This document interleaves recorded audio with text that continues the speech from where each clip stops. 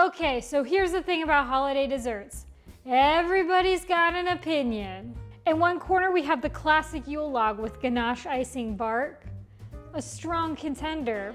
On the other corner we have fruitcake, a misunderstood holiday treat that personally I'm rooting for. Today, as a pastry professional with nothing better to do, I'm settling a debate that only I care about. I baked a traditional Yule Log and a proper fruitcake to figure out which one actually deserves a spot on your holiday table. By the end of this video, one of these desserts is getting crowned the holiday champion, while the other one, well, is going to be eaten, of course, because I'm not a monster. Now let's bake some holiday cheer. First step for the Yule Log is going to be making the sugared cranberry and rosemary decorations that are going to go on top. So I'm going to bring my sugar and water to a boil to make a simple syrup. My simple syrup's done. I'm just going to pour it over the cranberries and the rosemary. Just mixing it up so they all get coated in the sugar syrup. And I'm going to let it sit covered for about 15 minutes. It's been 15 minutes, so I'm just taking the cranberries and rosemary out of the syrup and letting them sit on this baking pan. These are going to dry in the baking pan for about an hour.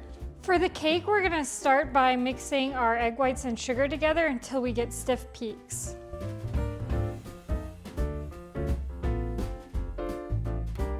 Now that my egg whites are done, I'm just going to transfer them into another bowl. In this same bowl, I'm going to add egg yolks, oil, vanilla, and sugar. I'm just going to mix these ingredients together until they're thick and fluffy.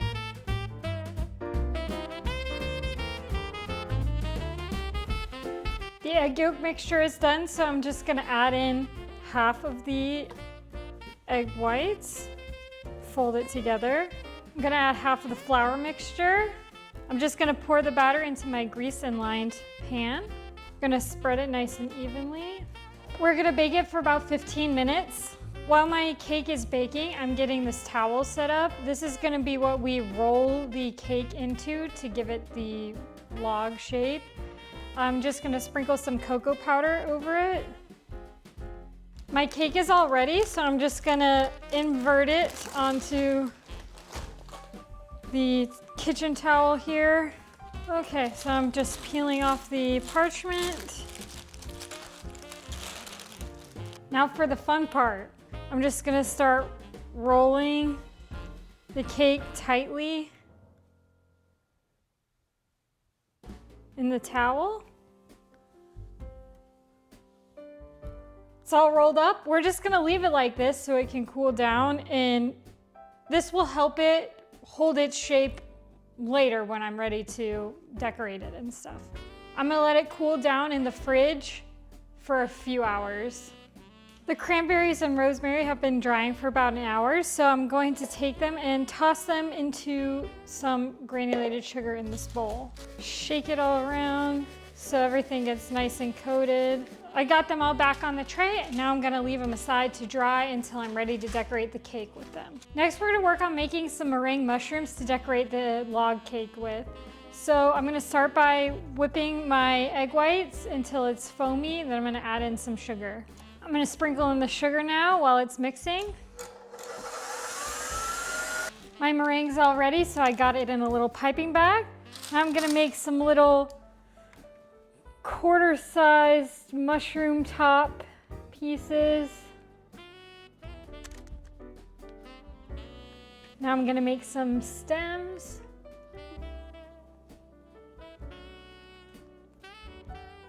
I wet my finger a little bit, so I'm just gonna poke down the peaks. I'm gonna get these in the oven so they can cook for about 2 hours. The whipped cream's all ready, so I can start unrolling the cake carefully and slowly.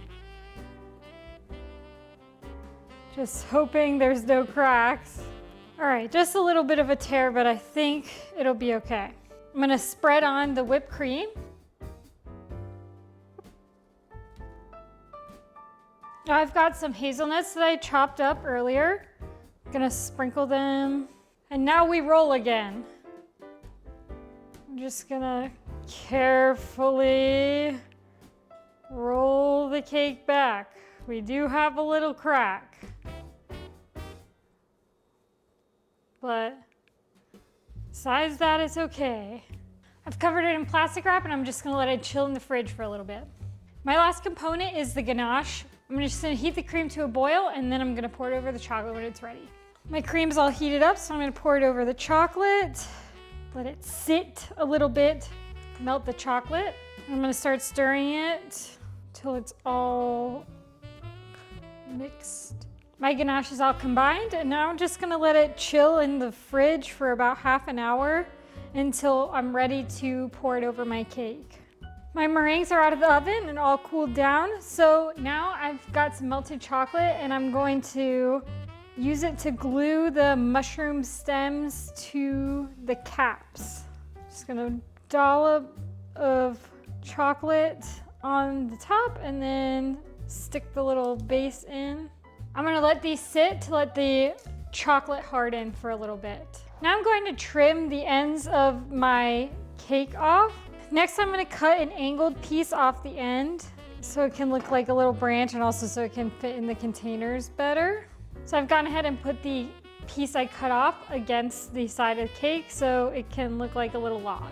Next up, I'm going to add my thickened ganache over the log cake, kind of leaving the ends exposed so you could see the roll. So now I've got my ganache spread on. It kind of has texture. It's giving tree bark a little bit.